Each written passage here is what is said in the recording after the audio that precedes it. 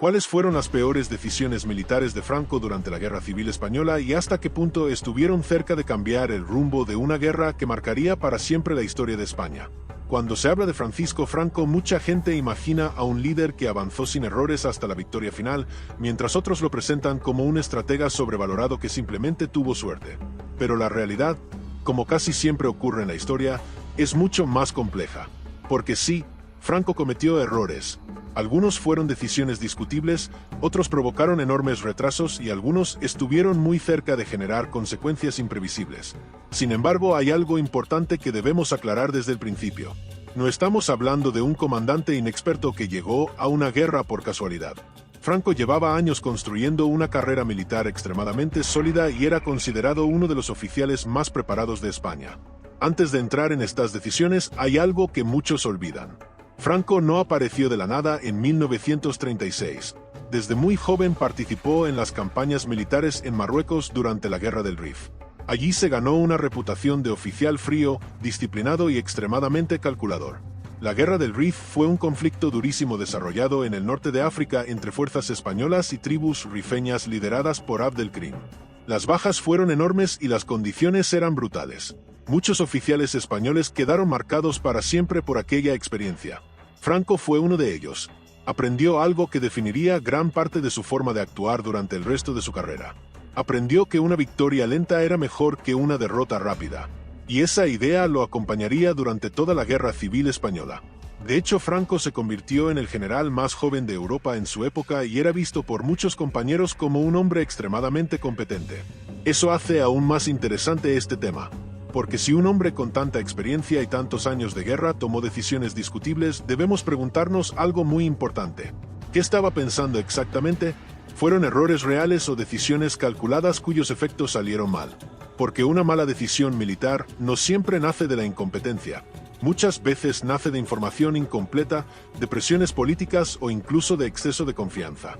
Y aquí llega algo importante que hay que dejar claro desde ya.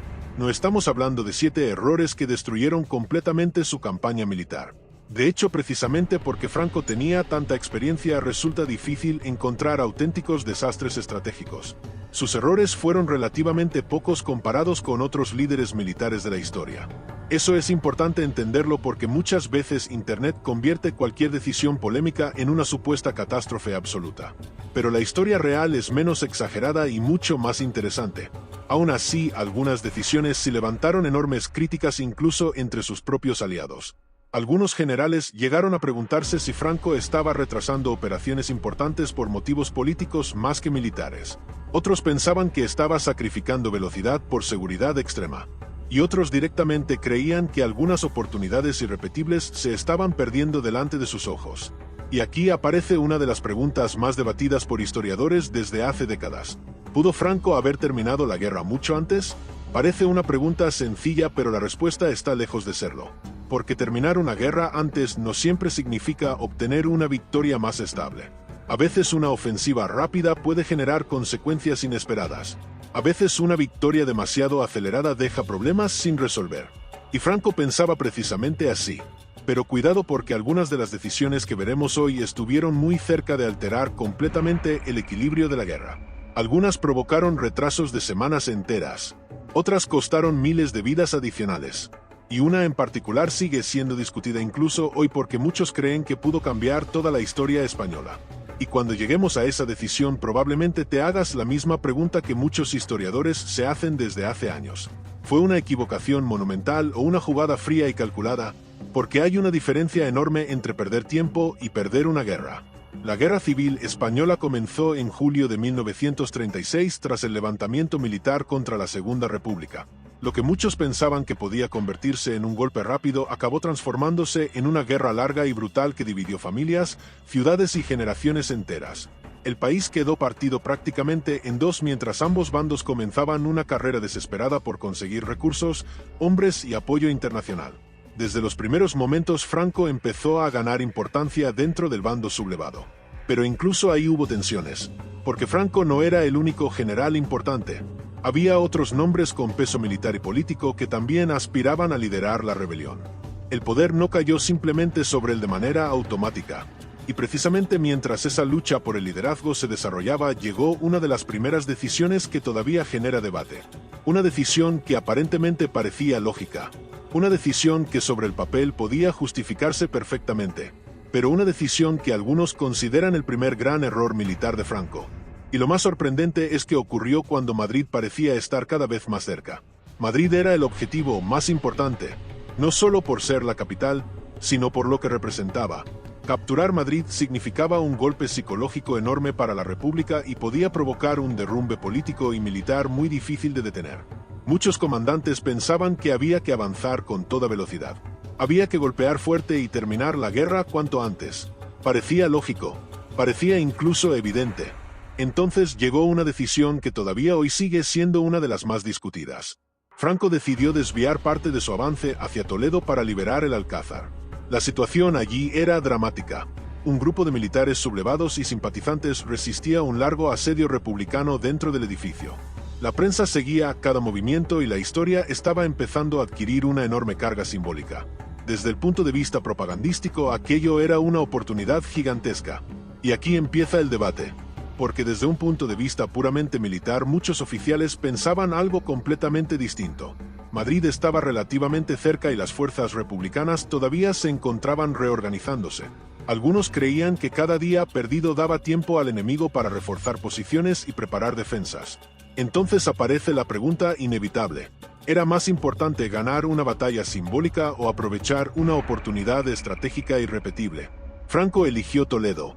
La liberación del Alcázar se convirtió en una enorme victoria propagandística. Su imagen dentro del bando nacional aumentó todavía más y fortaleció su posición política. Muchos comenzaron a verlo como el líder indiscutible. Pero el problema llegó después. Ese tiempo permitió a Madrid reforzar defensas, reorganizar tropas y preparar resistencia. Cuando las fuerzas nacionales finalmente llegaron a las puertas de la capital, encontraron una situación muy diferente de la que habrían encontrado semanas antes. Algunos historiadores creen que Madrid pudo haber caído si el avance hubiera continuado inmediatamente. Otros creen que incluso con un ataque directo la ciudad habría resistido. Y esa es precisamente la dificultad de la historia. Nunca sabremos qué habría ocurrido realmente. Lo que sí sabemos es una cosa: Madrid no cayó. Y aquella guerra rápida que algunos imaginaban empezó a transformarse en algo mucho más largo y mucho más sangriento. Pero aquí viene algo curioso. Franco probablemente sabía perfectamente que estaba perdiendo velocidad. Y aún así tomó esa decisión. ¿Por qué? Porque para él no solo importaba ganar la guerra, importaba controlar completamente el poder cuando terminara. Y eso nos lleva directamente a otra decisión extremadamente polémica. Una decisión donde la prudencia extrema pudo convertirse en un problema. Porque a veces un comandante puede ser tan cuidadoso que termina perdiendo oportunidades delante de sus propios ojos. La segunda decisión discutida llegó durante los avances posteriores sobre Madrid. Muchos comandantes defendían operaciones rápidas y agresivas para intentar romper la resistencia republicana antes de que pudiera consolidarse. Sin embargo, Franco seguía pensando de una manera muy distinta. Su experiencia en Marruecos le había enseñado que los ataques precipitados podían convertirse en desastres. Y aquí hay que volver a recordar algo importante. Franco no era un general impulsivo. De hecho, muchos lo criticaban precisamente por lo contrario. Era extremadamente paciente, a veces demasiado. Mientras algunos querían movimientos rápidos y ofensivas arriesgadas, Franco prefería consolidar territorio, asegurar líneas de suministro y evitar sorpresas. Sobre el papel sonaba razonable. El problema es que esa prudencia permitió a los republicanos ganar tiempo para reorganizar ejércitos enteros. Algunos mandos empezaron a preguntarse si se estaban perdiendo oportunidades únicas, porque en una guerra el tiempo puede ser un arma tan poderosa como cualquier ejército. Y lo más curioso es que esa tendencia a avanzar lentamente volvería a repetirse una y otra vez durante el conflicto. Pero la siguiente decisión fue incluso más polémica. En lugar de concentrar todos los esfuerzos en destruir rápidamente los principales focos enemigos, Franco empezó a priorizar campañas territoriales más amplias y lentas. La idea era asegurar el control completo de determinadas regiones antes de continuar. Sus defensores dicen que buscaba una victoria total y estable. Sus críticos responden con una pregunta muy incómoda. ¿Era realmente una estrategia militar o estaba construyendo una victoria política a largo plazo? Porque una guerra no solo se lucha con fusiles, también se lucha pensando en lo que vendrá después. Y la siguiente decisión estuvo muy cerca de poner todo bajo presión. Llegamos a otra decisión que muchos historiadores siguen discutiendo. La campaña sobre Valencia y determinados cambios de prioridades militares generaron enormes dudas dentro de algunos sectores del propio bando nacional.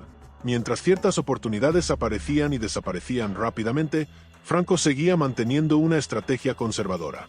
Y otra vez encontramos el mismo patrón. Seguridad antes que velocidad. Control antes que riesgo.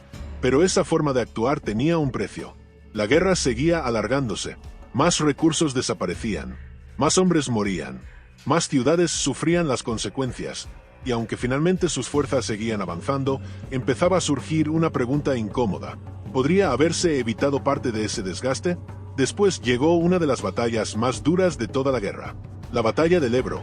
Una lucha brutal donde ambos bandos quedaron completamente agotados. Allí Franco volvió a demostrar algo que ya había mostrado antes. Una capacidad enorme para resistir presión y mantener posiciones incluso cuando los costes eran enormes. Pero otra vez aparecieron las críticas.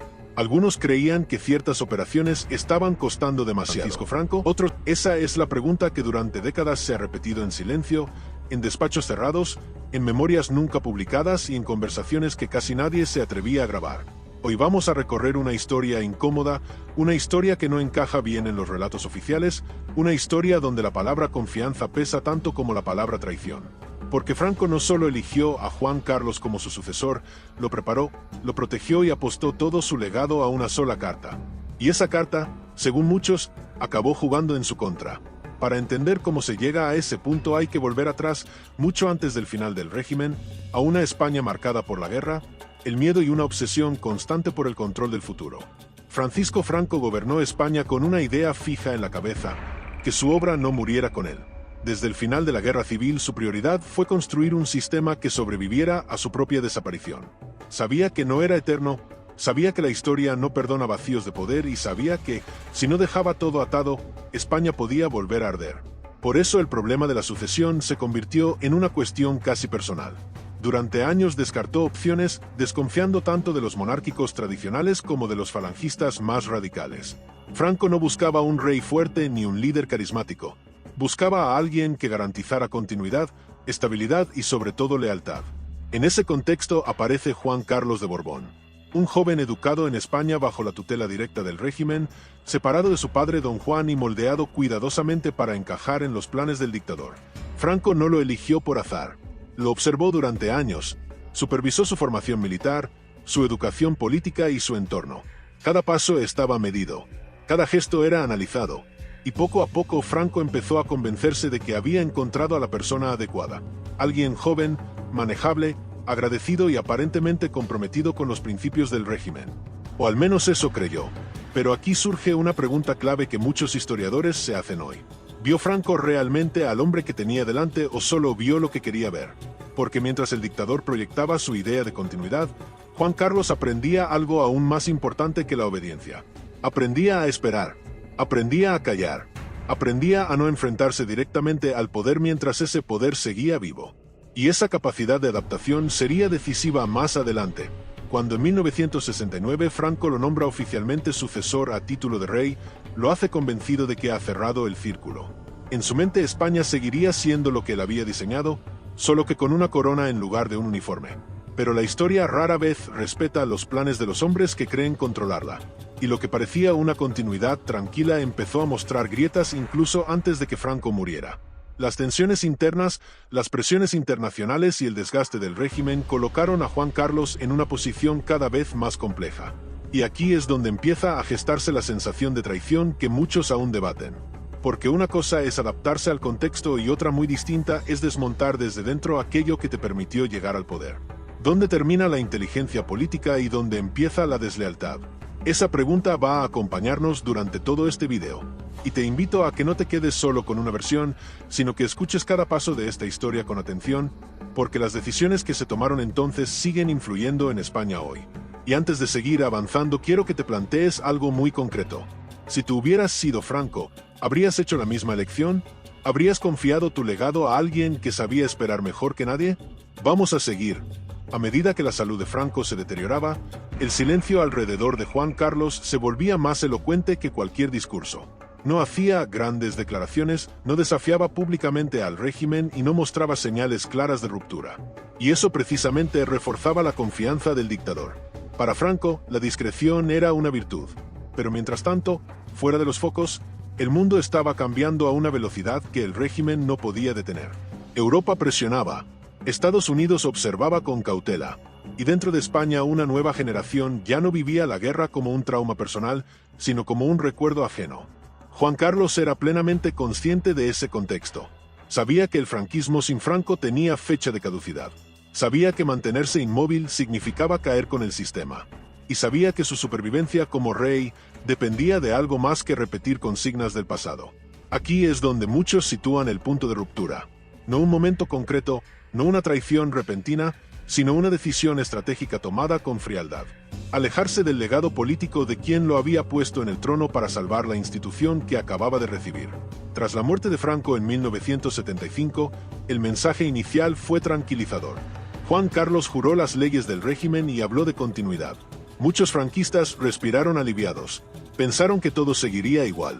Pero casi de inmediato empezaron los movimientos, cambios discretos, contactos con la oposición, gestos simbólicos que señalaban una dirección distinta. Para quienes habían confiado en él como garante del sistema, aquello fue una puñalada lenta pero profunda. La legalización de partidos, la reforma política, la desarticulación progresiva de las estructuras franquistas. Todo ocurrió bajo el reinado de alguien que había sido formado para preservarlas. Y ahí nace la acusación que todavía divide opiniones. Juan Carlos no solo aceptó la transición, la impulsó. Y al hacerlo enterró definitivamente el proyecto político de Franco. Para algunos fue un acto de responsabilidad histórica, para otros fue una traición en toda regla. Pero aquí conviene detenerse y preguntar algo incómodo. ¿Tenía realmente otra opción?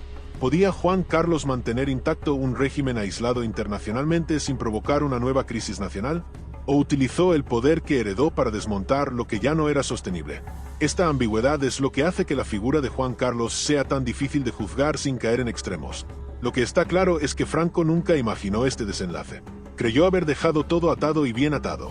Creyó haber elegido al hombre correcto. Y sin embargo, pocos años después de su muerte, España ya era irreconocible respecto a lo que él había construido. Para quienes habían sido leales al régimen, aquello solo podía explicarse de una manera. Alguien había fallado.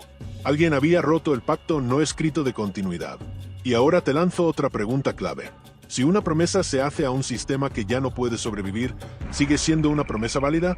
O dicho de otra forma, ¿se puede traicionar a una idea que el tiempo ha condenado? Vamos a seguir profundizando, porque aún queda mucho por entender.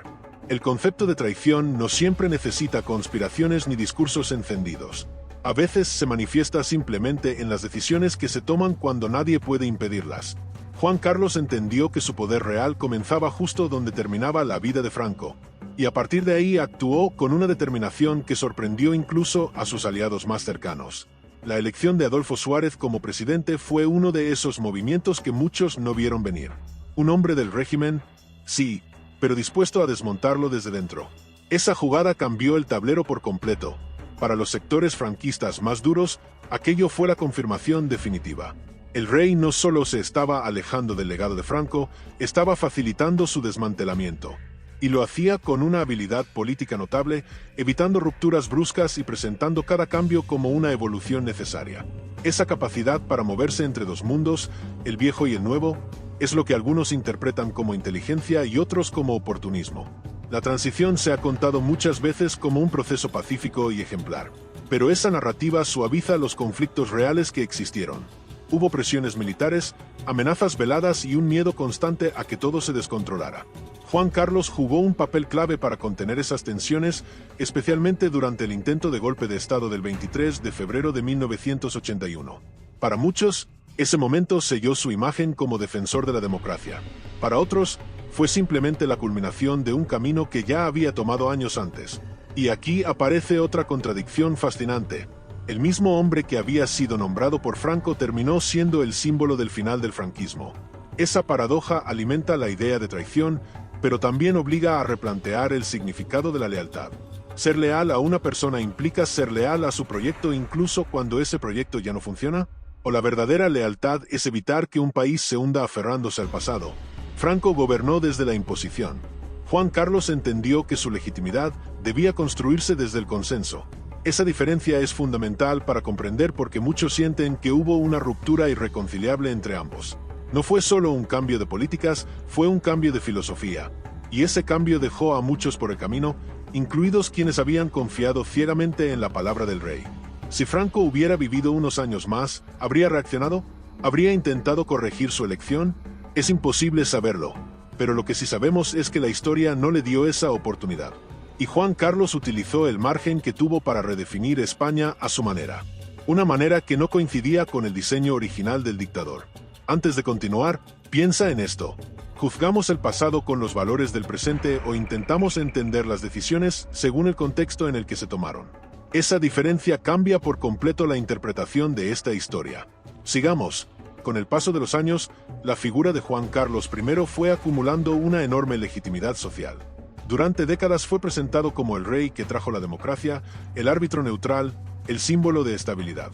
Mientras tanto, la memoria de Franco se iba relegando a un pasado incómodo, cada vez más cuestionado y cada vez más alejado del discurso oficial. Ese contraste reforzó la idea de que el relevo no solo fue político, sino moral. Y ahí es donde la sensación de traición se convierte para algunos en algo irreversible. Sin embargo, la historia rara vez es tan simple. Juan Carlos no actuó solo. Hubo acuerdos, presiones externas y una sociedad que empujaba en una dirección clara. Aún así, el peso simbólico de su figura hace que toda la responsabilidad recaiga sobre él. Franco confió en una persona concreta, no en un proceso colectivo. Y esa persona tomó decisiones que Franco nunca habría aprobado. La pregunta que muchos se hacen hoy no es si Juan Carlos cambió España, sino si lo hizo a costa de la confianza que le permitió llegar al poder. Porque sin el nombramiento de Franco, nada de lo que vino después habría sido posible. Esa dependencia inicial es la base de la acusación de traición.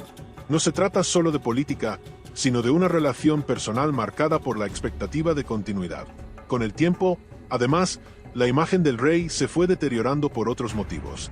Escándalos, silencios y errores personales han llevado a muchos a revisar su legado con una mirada más crítica. Y en ese nuevo contexto, la historia de su relación con Franco vuelve a cobrar fuerza. Ya no se analiza solo desde la transición, sino desde una perspectiva más amplia sobre el uso del poder y la responsabilidad histórica. ¿Fue Juan Carlos un reformista necesario o un heredero que renegó de su origen? ¿Fue Franco un estratega que se equivocó o un hombre atrapado por su propia visión del mundo? Estas preguntas no tienen respuestas fáciles, pero lo que sí es evidente es que la confianza que Franco depositó en Juan Carlos no produjo el resultado que esperaba. Y eso, para muchos, es la definición más clara de traición. Antes de llegar al final, quiero plantearte algo más. Si un líder prepara a su sucesor para un mundo que ya no existe, ¿de quién es realmente el error? ¿Del que confía o del que entiende que debe adaptarse? Esa reflexión es clave para cerrar esta historia. Hablar de traición implica siempre una carga emocional muy fuerte. Y no es casual que este tema siga generando debate tantos años después. La relación entre Franco y Juan Carlos simboliza el choque entre dos épocas, dos formas de entender el poder y dos maneras de concebir el futuro. Uno pensaba en términos de control absoluto. El otro aprendió a moverse en la ambigüedad. Y cuando llegó el momento, eligió su propio camino. La historia oficial ha tendido a simplificar este proceso, presentándolo como una evolución natural. Pero detrás de esa narrativa hay heridas que nunca se cerraron del todo. Familias, instituciones y personas que se sintieron abandonadas por alguien en quien habían confiado. Esa dimensión humana es la que a menudo se pierde cuando hablamos solo de fechas y leyes. Al mismo tiempo, millones de personas vieron en Juan Carlos una oportunidad para pasar páginas sin repetir los errores del pasado. Para ellos, la ruptura con el franquismo no fue una traición, sino una liberación. Esta dualidad explica por qué el debate sigue tan vivo. No se trata solo de juzgar a dos figuras históricas, sino de decidir qué relato aceptamos sobre nuestro propio pasado. Quizá la pregunta más honesta sea esta: ¿podía España haber transitado hacia la democracia sin que alguien se sintiera traicionado? Tal vez no. Tal vez toda transformación profunda implica una pérdida de confianza en algún punto. Y en este caso, esa pérdida tuvo nombre y apellido. Juan Carlos I llegó al trono gracias a Franco y gobernó alejándose de él. Ese hecho, por sí solo, basta para alimentar la polémica. Pero entenderlo requiere algo más que consignas. Requiere analizar decisiones, contextos y consecuencias. Y eso es lo que hemos intentado hacer en este video. Llegamos al final de esta historia con más preguntas que respuestas, y quizá eso sea lo más honesto que se puede ofrecer. La relación entre Franco y Juan Carlos I no fue simplemente la de un dictador y su sucesor.